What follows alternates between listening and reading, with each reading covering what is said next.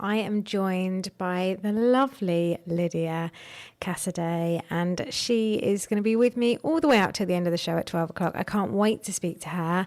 If you've just tuned in, I had two wonderful women in with me this morning, Andrea Jones and Sarah Sakala, so do listen again to their inspiring stories if you have missed it.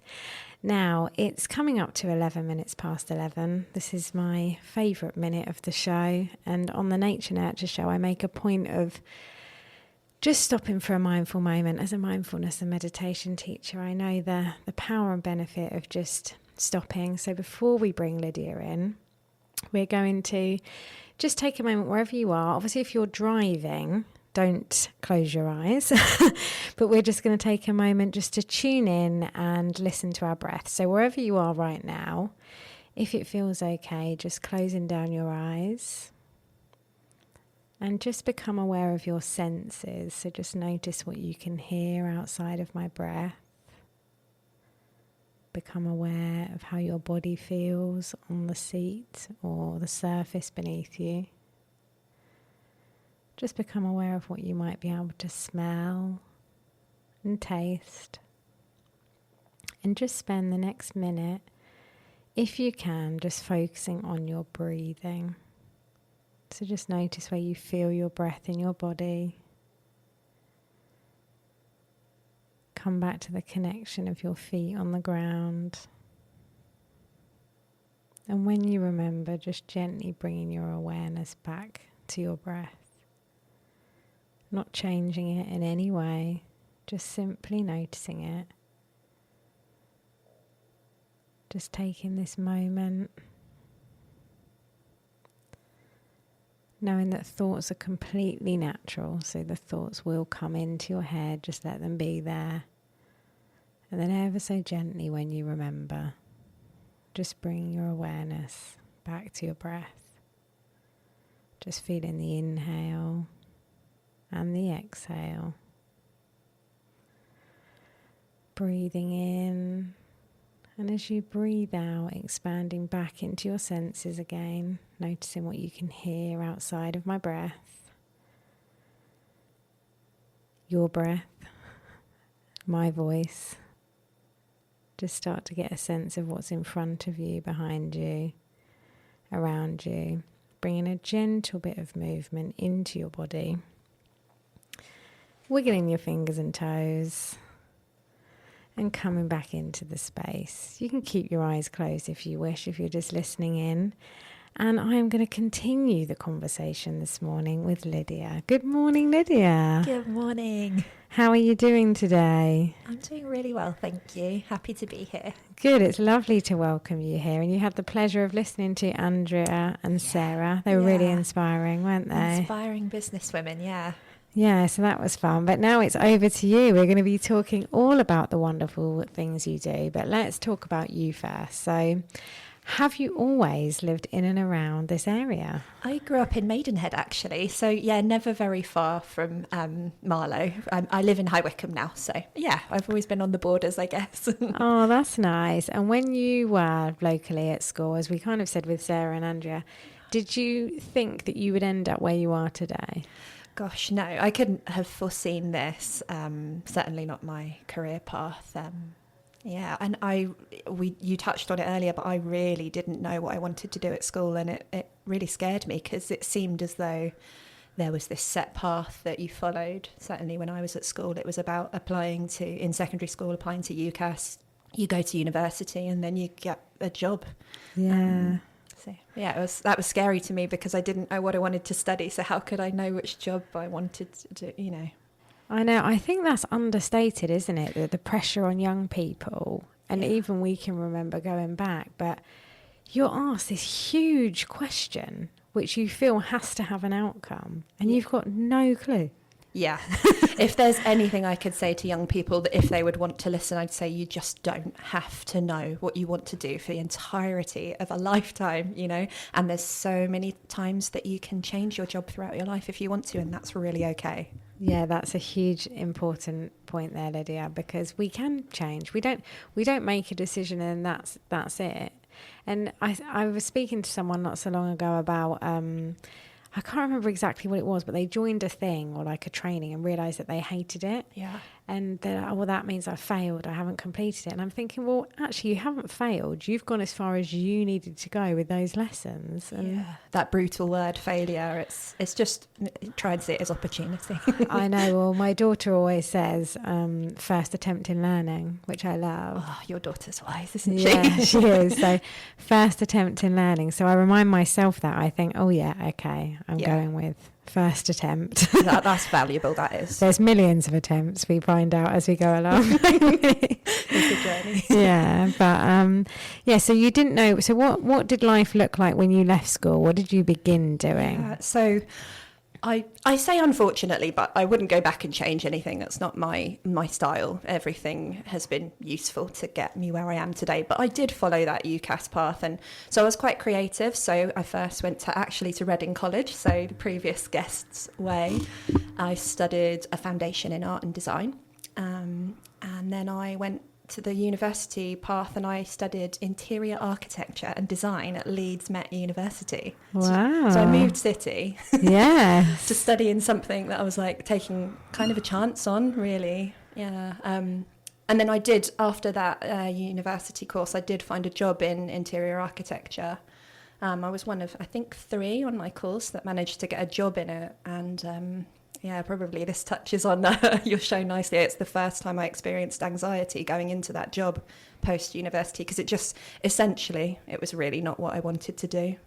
And what did that look like when you started to realise what you didn't want to do? Essentially, like the anxiety and things, those warning signs, would you say? Yeah. So I'm 39, so back then I was in my mid-20s, I'd say, and anxiety, I feel it's talked about a little bit more. I feel like we know a few warning signs. People are doing great work to establish, getting it out there for people to understand what it is. But back then I didn't really know what it was. So what it felt like was going to work every day with sickness in my tummy, huge amounts of worry but not quite being able to place it, a jittery feeling, not being able to eat when it got really worse. Or really bad, sorry. Those sorts of feelings, and just a feeling essentially of something not being right. Yeah. But I feel like I overrode my internal voice at that age, and it's something I'm proud to say now, is that I feel like I follow my inner voice now. Which is lovely. Yeah. But I think so many people out there listening will potentially not see it as we're explaining it, but have those feelings. Yeah. But just not know what to do with them and what they are. And when you don't listen to your internal voice or what you know, your body shows you signs that you're not in balance. Yeah, the body is, it's a great indicator. It can show some great indications. They don't always feel great, but slowing down enough to listen to those is probably the thing to do. Yeah, and you must see a lot of that, and we will come on to your work. But in the work that you do, because you're a massage therapist, and we are going to go in depth into the wonderful work you do, because I've been privileged to experience your work, and it's amazing. So we will go into that. But I think for now, this message, that's coming through the whole show actually, is people kind of losing their way, essentially. Yeah. And coming back on, because, as you know, I wrote my book and I'm in awe of literature and writers and understanding of people, because our words thread us together through music, books or whatever, don't they? They kind of, our conversation, that's what life's all about, that connection. Yeah. And I had, I mentioned this when I was here with Jill the other week, but do you know Alexandra Armstrong, who does the Classic FM, Pointless? Yes. Yeah. He's an author now, and he's written a series of children's books, and the first book has come out.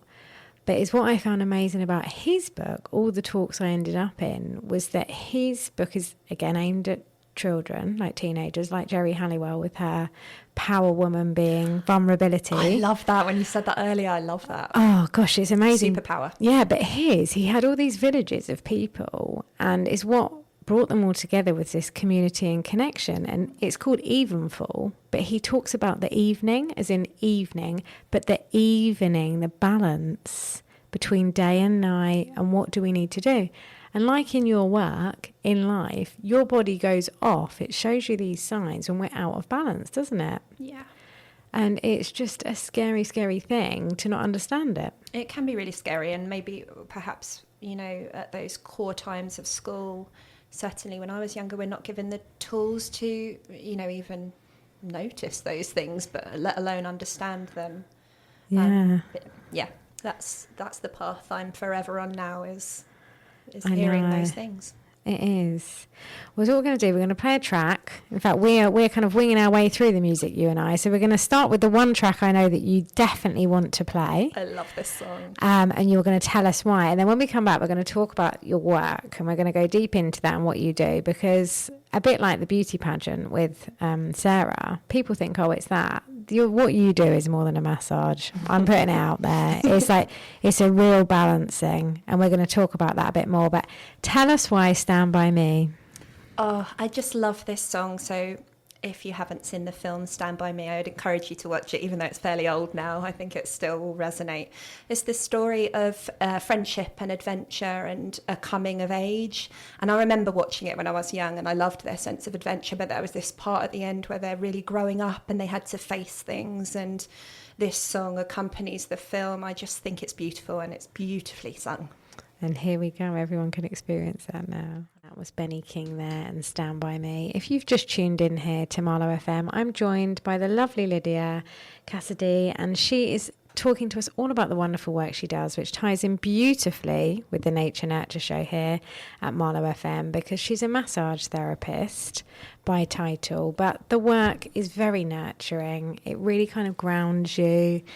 I've experienced one of her treatments myself, and there's a lot to it, sort of the senses come in, what smells you bring in, and everything like that. So Lydia, good morning again, but tell us a bit about your work. So firstly, how did you come out of architecture? Yeah. I mean, creative and arts, it's a wonderful thing. You're still in the work you're doing, you're bringing that through essentially, aren't you?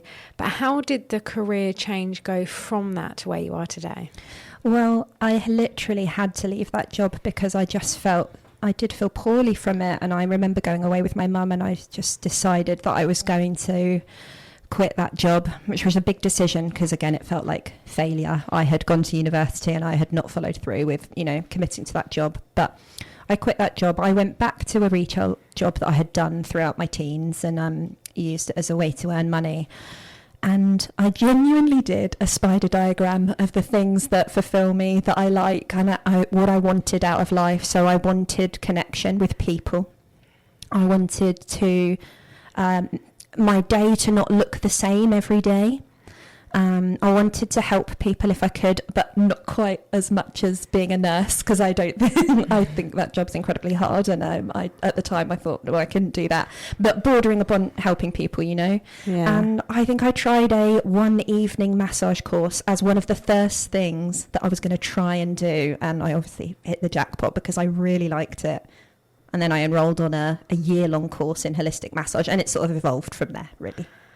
I love that you did a spider diagram. Do you know, I've got into a spider diagram, but how powerful is it just to brain dump what you love in front of you? Yeah, I know you're one big for journaling, and I am. I too like writing. I did the little cloud around it, you know how you do at school, and I thought, what is it I want from my job? I knew that I couldn't be in a job I didn't like, because that made me poorly.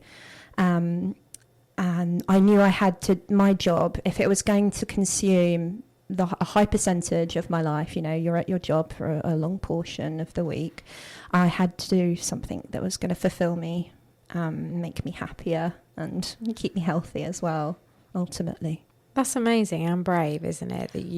Because there will be a lot of people out there that are stuck in places because they don't want to let people down. They feel like they're failing.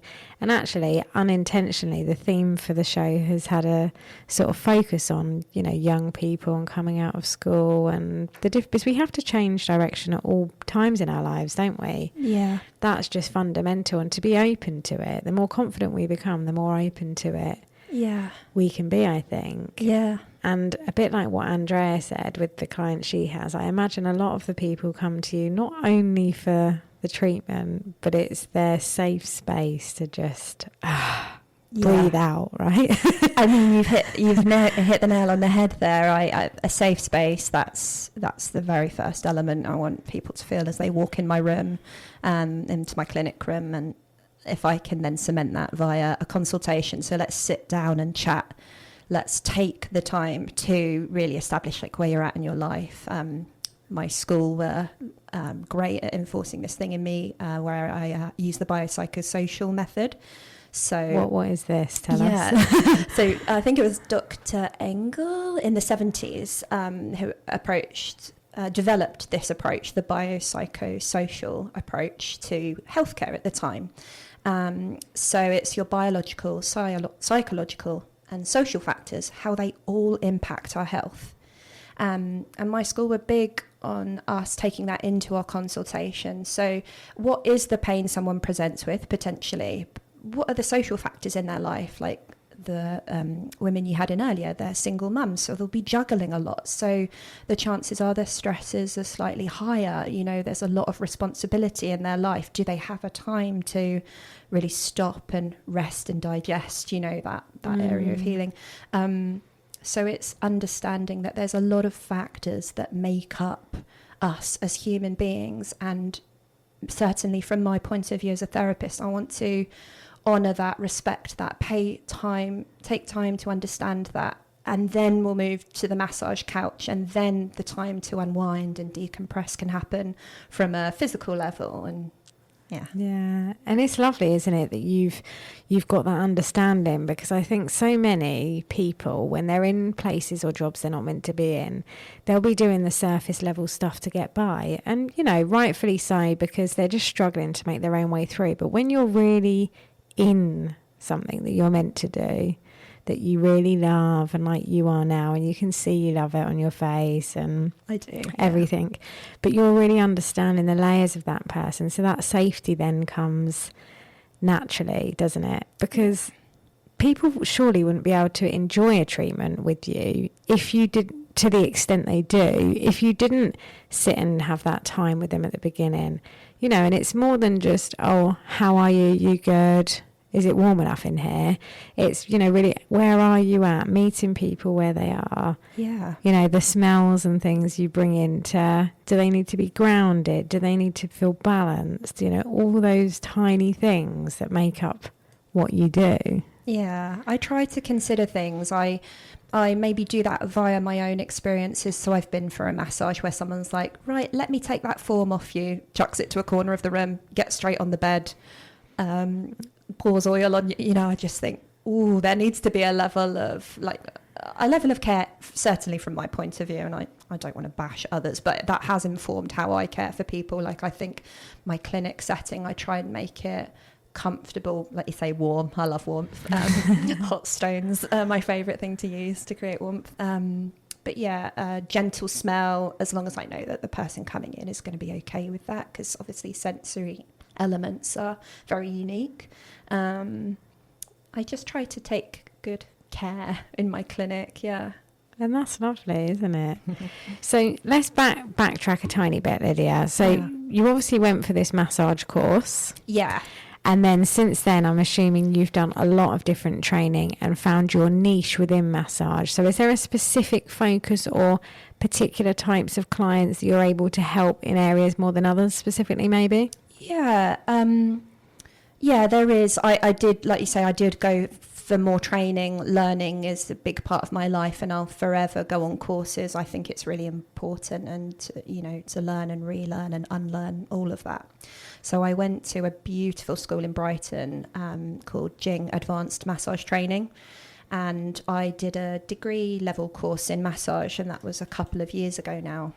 Coming out of lockdown, and that really set the tone for how I wanted to work with people. So I certainly learnt about pathologies on that course, so rotator cuff injuries, knee injuries, you know, those things that you could immediately think of, shoulder pain, wrist pain, whatever. But what I also learnt was about chronic health conditions, long-term ones that don't always show up on people, but they're sort of suffering in silence. So I've been working with people with fibromyalgia recently, and those, like I say, those more non-visible conditions, although sometimes they are visible because people look so fatigued or, you know, in pain when they come in. But I really, and we talked a lot about anxiety, mental health conditions. I really enjoy working with those clients. I do, because I see that they get a lot out of it, and that's fulfilling for me, and I hope it's empowering for them. I think it is, and I have experienced a massage with you, and I've experienced anxiety in my lifetime. I mean, largely through the work I do, I am freer from that because I know how to manage it. Yeah. But it's been a turbulent year, and I know a few times I've ended up just going, oh, lovely massage.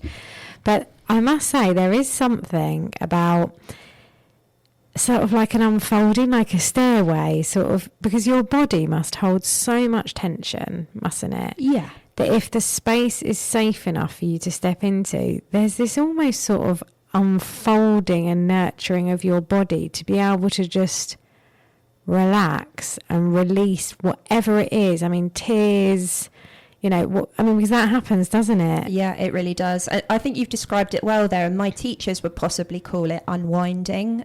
So on a physical level, there's this structure in the body that surrounds every bone, muscle, tendon, which is called fascia. And great people in the past have discovered, yes, we treat muscles, but if we can also treat fascia, that's a really positive, it will have a positive effect on our body, without being too technical. But I think this uncoiling, unwinding. So with the initial touches in the treatments I offer a very slow pace. I want to hear the body out, essentially, and give it time to respond to each section of touch, as opposed to rushing through parts.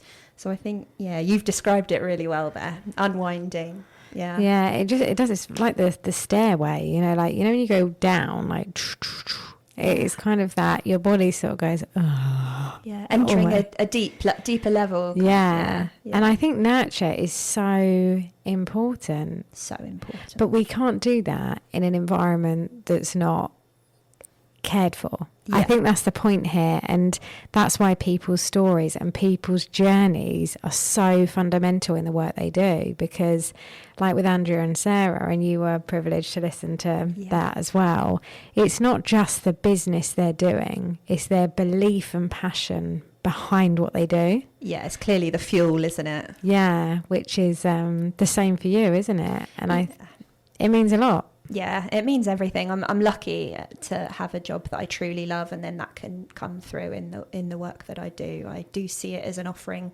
that's been offered to me by my wonderful teachers, other practitioners, and I just think of it as then spreading on what's been offered to me. You know, share the love. I think that's the interconnected web of offering. You are. It's 11:40. The show has whizzed by. If you've just tuned in, you're listening to me, Kelly Saward, and I've been joined by some wonderful women at 10 o'clock. Just to recap, I had Andrea Jones and Sarah Sakala in talking about the wonderful work, their own journeys, and how they hope to inspire people going forward. So do listen again. If you've just tuned in, marlowfm.co.uk, just pop down the listen again and select Good Morning Marlow in today's date. And from 11 o'clock, I've had the pleasure of having Lydia Cassidy in with me. She is a massage therapist, but she's been on her own journey, which has led her into the nurturing work that she does. So if you've just tuned in, we've still got 20 minutes left of the show, and we will be recapping where you can find Lydia at the end. But we are going to talk about Lydia, which I mentioned during that wonderful track. This spider diagram. So Lydia was sharing that when she came out of architecture and all the stuff that she did at uni, which didn't serve you too well, did it? No. You did a spider diagram. Yeah. To see what your next steps were, because all the fundamentals of what's important to you. So just recap with us. What were those things that you wanted to bring into your life to feel whole? Yeah, so I definitely knew I wanted to avoid the feelings I was having there. So I wanted to go into my job every day feeling happy, as happy as I could, fulfilled, you know, liking what I do. I wanted to connect with people. I wanted to meet lots of people and hear stories, essentially. And I didn't want my job to look quite the same every day. But I wanted to help people. That was probably the fundamental thing I wanted to be part of people's help and healing plan. Which you certainly are. But what else was on the diagram? Yeah, you asked me this. I remember putting nursing on there, but that would have been another degree. And at the time, I was definitely more squeamish than I am now. Now I can like look at injuries on YouTube and not, be quite so horrified. But that was on there. That was certainly one of the things. I said I went back to my retail job, and I was wondering if I could be some sort of creative within the retail world. But I just realised the retail world wasn't for me, because I didn't want to place judgment on how people looked and what they wore. And I don't care, wear whatever you want to wear what makes you happy, So again, that wasn't going to fulfill me. So, yeah. So let's talk about that creativity, because you are very creative, aren't you? Yeah, I am. I don't want to. You are, and you like artwork, and you're good at drawing. And tell us a bit about that. Yeah, so I guess creativity has always been, maybe that's a heritage thing. My nonno, so my Italian grandfather, my father's father, he was an artist. So he was in the wartime in Italy, and he would draw portraits of his fellow soldiers, and they would send those portraits home to their parents, so that their parents had a depiction of what their child would look like. And I just think that's amazing, isn't it? It's beautiful. And my parents rather have got lots of his landscapes around their house. He would paint the scenery of Rimini in Italy, where my father's from. So we've just realised how creativity really runs through my family. My brother's pretty good at art as well. He does a different job now, but I mean, he's very talented. So yeah. Oh, that's lovely, isn't it? And I think that creativity, 'cause, we have a lot around intellectual and people, for academics, that's great for them and their path. But at school, it's really important to remember these exams and grades don't define you, and this creative flow. And you're bringing that now into your work, aren't you? Yeah, I guess I am in a way. It's, when you think of yourself, you don't always recognise those things, but we should take stock of those things. Yeah, I do. I think you are, because I've obviously had the privilege, as I said, of coming along and experiencing one of your treatments. But even with the colours that you bring, I mean, for me, in the work that I do outside of the radio, colour is hugely important to your well-being. Yeah. And I think naturally you've brought that into your space, haven't you? Yeah, I have. I must admit, I really did consider how my space was going to be set up. So I'm at Desbox in High Wycombe, which is a series of shipping containers. It's very modern. It's very London vibe for High Wycombe. But that's where you can find me. So yeah, it's a blank canvas in there. So I wanted to bring in, I love blues. And then the contrasting colour of blue is orange. I love what they symbolise in terms of what we speak about at your meditation class. But I love their calming effects, and I try to consider that even in my towel colour. And I do consider all of the little elements that maybe people don't realise at the time, but I think they all contribute to that feeling of safety, comfort, how you feel when you're in my room, basically. They definitely do. And for anyone listening, shall we actually touch on blue and orange just in case? So those colours that you've brought in, so blue is very much about the throat and communication. And I think with the work that you do, by giving people this space, doing this unfolding, unwinding, walking down the stairway, it's allowing that voice to come up, isn't it? Yeah. They can listen. When we think, we're essentially listening to ourselves, and having that communication. So that colour's bringing that in. And orange is that creativity. Yeah, I didn't think of that when I first, my logo is a series of blue and orange little waves, and the orange is kind of the smaller part, but I now love that element, yet the creative thread is woven through under the expressive voice. That's a really nice thought. Yeah, it's lovely. And I think, it's just so important that all these tiny things that people don't think, and the thought that goes into what you do. Yeah. It's really special. And, nurturing is fundamental to us all, but we just don't allow ourselves the time to do it, do we? A lot of the time. Yeah, I think a lot of people have so much responsibility in their life, and I would just encourage them to make time for themselves. You're important, and you can give more when your cup is more full, and you are deserving of taking some time to do the things that you love, that you enjoy, that fill up your cup. I think that's so important. It is, definitely. And do you think when you were in that job before that led you to feeling sort of run down, was that less of a priority then because you were obviously caught up in this loop, would you say? I don't think it was even on my radar. Yeah. I think I was just sort of muddling through life under the guise of just fulfill what your teachers at university said for you to fulfill. You've got a job in the field. This is everything they said to get. You've done it. So just keep going with it. Full steam ahead. Yeah.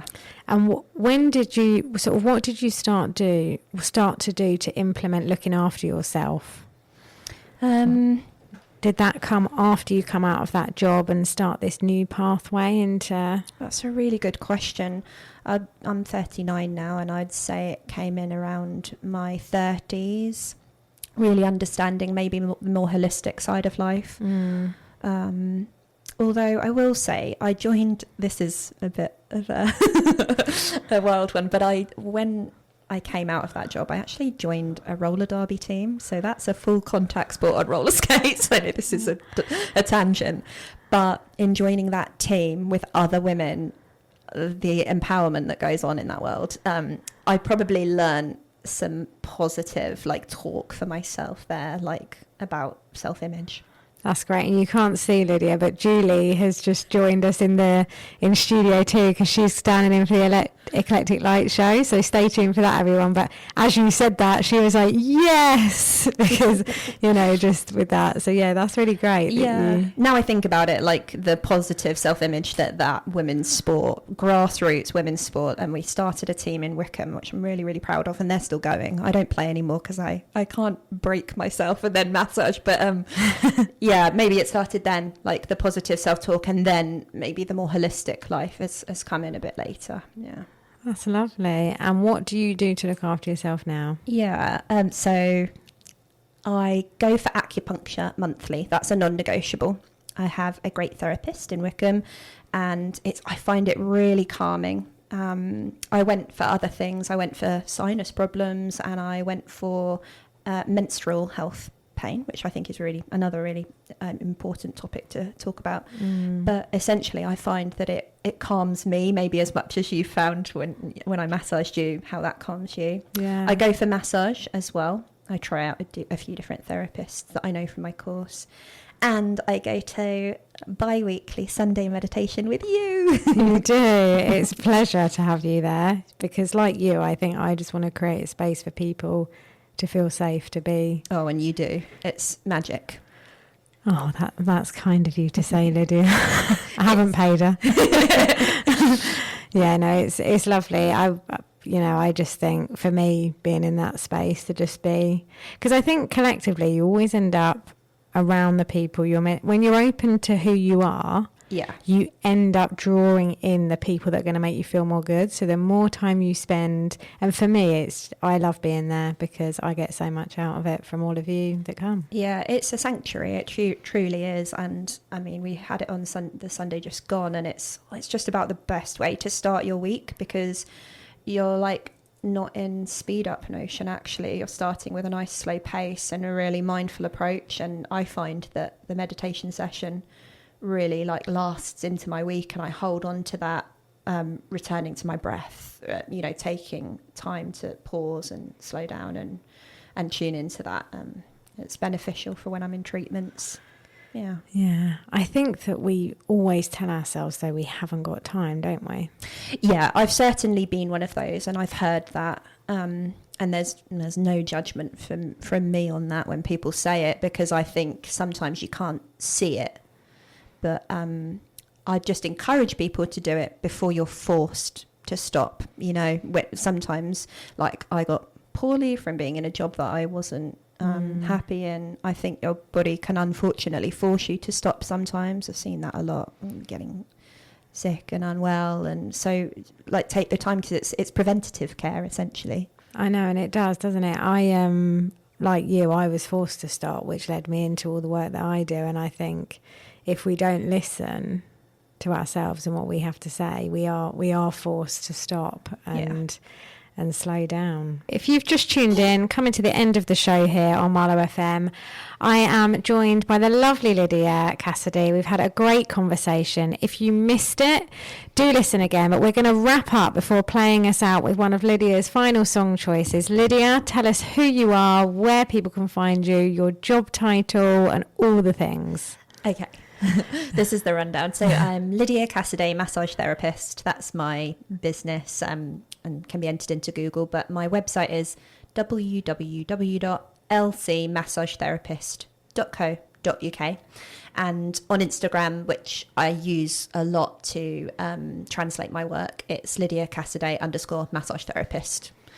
So those are my handles.